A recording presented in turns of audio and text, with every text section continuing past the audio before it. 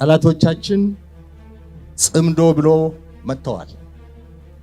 ጽምዶ ዛሬ የተፈጠረ እንዳይመስላችሁ። ጽምዶ የ1960ዎቹ ስትራቴጂ ነው።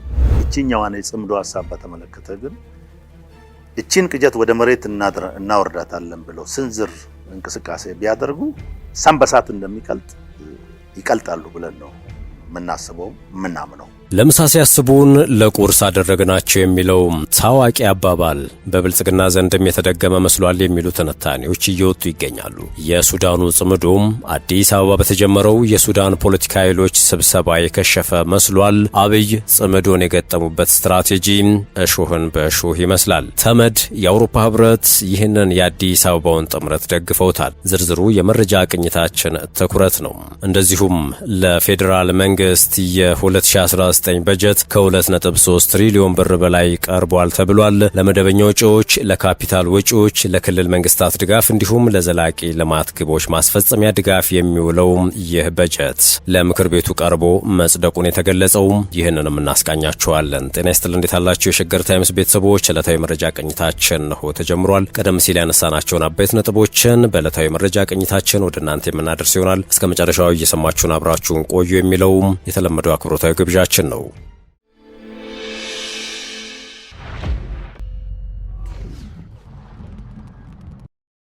በቀጠናው እየተቀያየሩ ባሉ የፖለቲካና የጂኦፖለቲካ አውዶች መካከል በሱዳን በሁለት ዙር የተካሄደው ጽምዶ የተሰኘው አዲስ ጥምረት የበርካታ ተንታኞችንና የፖለቲካ ተዋናዮችን ትኩረት ስቧል። ስብስቡም የኢትዮጵያን ተቃዋሚ ኃይሎችና የኤርትራን መንግስት በአንድ ዓላማ ለማሰባሰብ የተደረገ ጥረት እንደነበረም በካርቱምና ደቡብ ሱዳን በተደረገው ምክክር ይፋ ሆኖ ነበረ። ይህ አደገኛ የተባለለት ስብስብ በቀጠናው የኃይል ሚዛንና የፖለቲካ አሰላለፍ መካከል ያለውን ውጥረት አባብሶታል። በተለይም ከኢትዮጵያ ማዕከላዊ መንግስት ጋር በሀገር ውስጥ ፖለቲካ ፍጥጫ ባላንጣ የሆኑ ኃይሎች በጉባኤው ከአንዴም ሁለቴ መሳተፋቸው ኢትዮጵያም ታሪካዊ ጠላቶች ብላ ከፈረጀቻቸው ቀጠናዊ ተዋናዮች ጋር በአዲስ መልኩ ስለተቀሰቀሰው ፍጥጫም የተለያዩ ትንታኔዎች እየተሰጡ ነው። አንዳንዶች ጉባኤውን የፖለቲካ ቅንጅትና የትብብር መድረክ አድርገው ሲያዩት፣ ሌሎች ደግሞ በቀጠናው ያሉ የስትራቴጂ ፍላጎቶችን ለማራመድ የሚደረግ ፖለቲካዊ ሴራ አድርገው ይተነትኑታል። ሆኖም የጠቅላይ ሚኒስትር አብይ አህመድን መንግስት ለማስወገድ ተቃዋሚ የሰበሰቡት ኃይሎች የራሳቸው ባላንጣዎች አዲስ አበባ ላይ በጀመሩት ኮንፈረንስ ያልተጠበቀ ምላሽ ገጥሟቸዋል። ሱዳን ላይ በአደባባይ የተሰማው ጩኸት አዲስ አበባ ላይ በዝግ በተደረገው ስብሰባ ድምፁ ተውጧል። ከሱዳኑ ጽምዶ ይልቅ የአዲስ አበባው ጥምረት አትላንቲክን አቆራርጦ የመሰማት እድልና ጉልበት አግኝቷል። ይህ ደግሞ ኤርትራና ሱዳን አጥብቀው የሚደግፉትን የሱዳን ወታደራዊ መንግስት ዓለም አቀፍ ቅቡልነቱን እንዲያጣ እያደረገው ነው ተብሏል። ምክንያቱም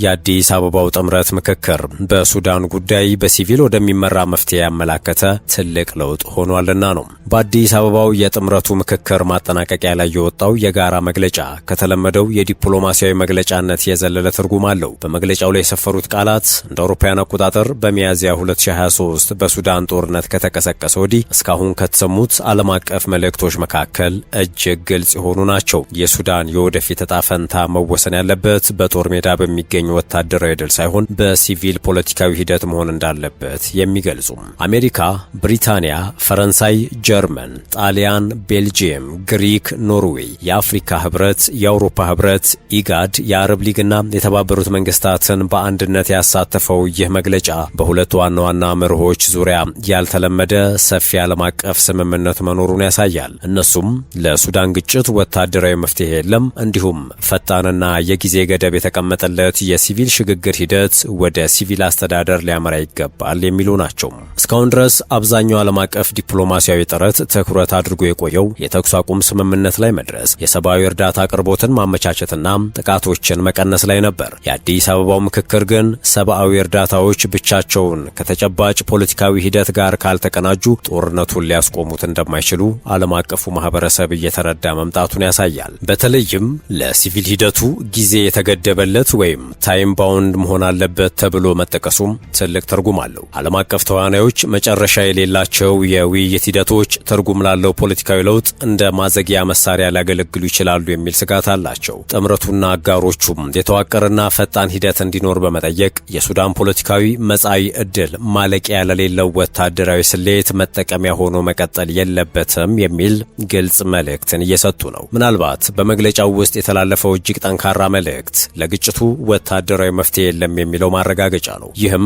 ለሁሉም የታጠቁ አካላት የተሰጠ ማስጠንቀቂያ ሲሆን በጦር ሜዳ የሚገኝ ድል በራሱ ዓለም አቀፋዊ የፖለቲካ እውቅናን አያስገኝም የሚል ነው። ቦታዎችን መቆጣጠር፣ መቀያየር፣ ወታደራዊ ጥቃቶች ቢቀጥሉም ዓለም አቀፉ ማህበረሰብ ህጋዊነት ሊመጣ የሚችለው ሁሉንም ያሳተፈና በሲቪል በሚመራ የፖለቲካ ማዕቀፍ ብቻ መሆኑን እያሰመረበት ይገኛል። ይህ አቋም ከዚህ ቀደም ጥምረቱ ካወጣቸው መግለጫዎች ጋር የሚጣጣም ሲሆን የሱዳንን መከፋፈል የሚያባብሱ ድርጊቶችን ውድቅ የሚያደርግና በሲቪል የሚመራ ሱዳናውያን ራሳቸው ባለቤት የሆኑበት የፖለቲካ ሂደት እንዲኖር የሚጠይቅ ነው። ሌላው የአዲስ አበባው ሂደት ጉልህ ገጽታ ለሱዳን ሲቪል ባለድርሻ አካላት እየተሰጠ ያለው ዓለም አቀፍ ድጋፍ እያደገ መምጣቱ ነው። ባለፉት ወራት ዓለም አቀፍና ቀጠናዊ ተዋናዮች፣ የሱዳን የፖለቲካ ፓርቲዎች፣ የሲቪል ማህበረሰብ ድርጅቶች፣ የሙያ ማህበራት፣ ሴቶችና ወጣቶች ለሰላምና ለሽግግር የሚሆን የጋራ ራዕይ እንዲቀርጹ እያበረታቱ ነው። ዓላማውም በድርድር ላይ ተጽዕኖ ማሳደር የሚችልና ከጦርነት በኋላ ያለውን ሽግግር ሊመራ የሚችል የሲቪል ፖለቲካዊ ማዕከልን መፍጠር ነው እየተባለ ነው። ይህም ቀደም ሲል በነበሩት የሱዳን የሽግግር ወቅት የታዩ ድክመቶችን ማለትም በሲቪል ኃይሎች መካከል የነበረው መከፋፈል ለዲሞክራሲያዊ አስተዳደር መዳከምና ለወታደራዊ ጣልቃ ገብነት በር መክፈቱን ከግምት ያስገባ እርምጃ ነው። ከታዩት ክንውኖች መካከል እጅግ አስፈላጊው ዓለም አቀፍና ክልላዊ አቋሞች በአንድ መስመር መጣጣማቸው ነው። ከታሪክ አኳያም ከሱዳን ጋር የተያያዙ ዲፕሎማሲያዊ ጥረቶች በውጭ ተዋናዮች መካከል ባሉ ተፎካካሪ ተነሳሽነቶችና የተለያዩ ቅድሚያ የሚሰጣቸው ጉዳዮች ሳቢያ ሲስተጓጎሉ ቆይተዋል። የአዲስ አበባ መግለጫ ግን በምዕራባውያን መንግስታት፣ በአፍሪካ ተቋማት፣ በአረብ ድርጅቶችና በተባበሩት መንግስታት መካከል ከዚህ ቀደም በጦርነቱ ወቅት ታይቶ የማይታወቅ ከፍተኛ ቅንጅት እንዳለ ያሳያል። ይህ አንድነት በግጭቱ ተሳታፊ ወገኖች ላይ ያለውን ዲፕሎማሲያዊ ጫና የሚጨምር ሲሆን ወደፊት የሚደረጉ የአሸማጋይ ጥረቶችም ተበታትነው ከመቅረት ይልቅ የተቀናጁ እንዲሆኑም እድል ይፈጥራል። ምንም እንኳን የጥምረቱ መግለጫ በጠንካራ ቃላት የታጀበ ቢሆንም አሁንም ትልልቅ እንቅፋቶች ከፊት መኖራቸው ግን አይካድም። ግጭቱ አሁንም በመላው ሱዳን ከፍተኛ ሰብአዊ ስቃይ፣ መፈናቀልና አለመረጋጋትን እያስከተለ ይገኛል። ይህንን ዓለም አቀፋዊ ስምምነት ወደ ፖለቲካዊ ውጤት ለመለወጥ ደግሞ የግጭቶች ወይም የውጊያዎች ቀጣይነት ባለው መልኩ መቀነስ፣ ወታደራዊ አካላት ወደ ፖለቲካዊ ድርድር ጠረጴዛ እንዲመጡ የሚያስገድድ ተጨባጭ ጫና እንዲሁም ሲቪል ኃይሎች ያላቸውን ልዩነት አጠብበው ጠንካራ ግንባርን ሊፈጥሩ የተገባ መሆኑም እጅግ አስፈላጊ የሆኑ ጉዳዮች ናቸው። የሸገር ታይምስ ነው። ወደ ቅኝታችን ሌላኛው ጉዳይ እናምራ። ለፌዴራል መንግስት የ2019 በጀት ከ2.3 ትሪሊዮን ብር በላይ ቀረበ።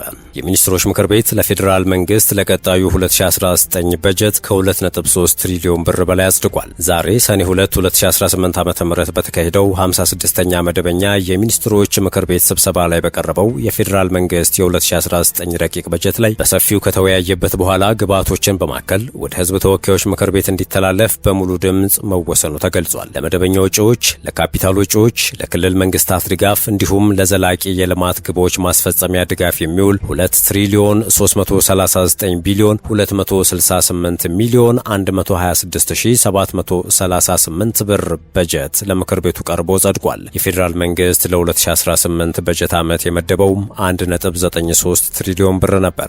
የጠቅላይ ሚኒስትር ጽህፈት ቤት በማህበራዊ ሚዲያ ገጹ ባወጣው መግለጫ የ2019 የፌዴራል መንግስት በጀት የ2018 በጀት ዓመት የፕሮግራም በጀት አፈጻጸምን መነሻ በማድረግ ተዘጋጅቷል ብሏል። በቀጣይ ሊኖር የሚችለው የማህበራዊና የኢኮኖሚ ትራንስፎርሜሽን አቅጣጫዎችና ዓላማዎች እንዲሁም በመንግስት የተቀመጡ ግቦችን ለማሳካት የመንግስትን የፋይናንስ አቅምና አስፈጻሚ መስሪያ ቤቶች ከተሰጣቸው ተልዕኮና ኃላፊነት አንጻር የሚያስፈልገውን ወጪ በመገምገም ተዘጋጅቶ ቀርቧል ነው የተባለው። ምክር ቤቱም ከ2019 እስከ 2023 ዓመተ ምህረት በሚኖረው የማክሮ ኢኮኖሚና ፊስካል ማዕቀፍ ላይ እንደተወያየ ጠቅሶም የማክሮ ኢኮኖሚ ሪፎርሙ ተግባራዊ ከተደረገ ወዲህ የኢትዮጵያ ኢኮኖሚ ካሉበት ተግዳሮቶች እየተላቀቀና የኢኮኖሚ መሰረቶችም እየተጠናከሩ መጥተዋል ብሏል። በኢኮኖሚ ሪፎርሙ የተገኙ አበረታች ውጤቶችን ይበልጥ አጠናክሮ ለማስቀጠል እንዲሁም ዋና ዋና የማክሮ ኢኮኖሚና ፊስካል ታሳቢዎች ላይ በመመስረት የ2019 በጀት ዓመት የፌዴራል መንግስት በጀት መነሻ መሆኑም ተጠቅሷል።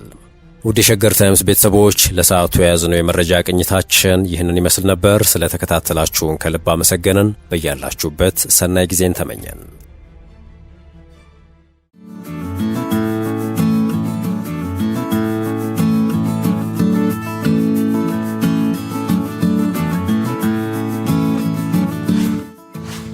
ሸገር ታይምስ ሚዲያን ሰብስክራይብ በማድረግና ደወሉን በመጫን ይከተሉን።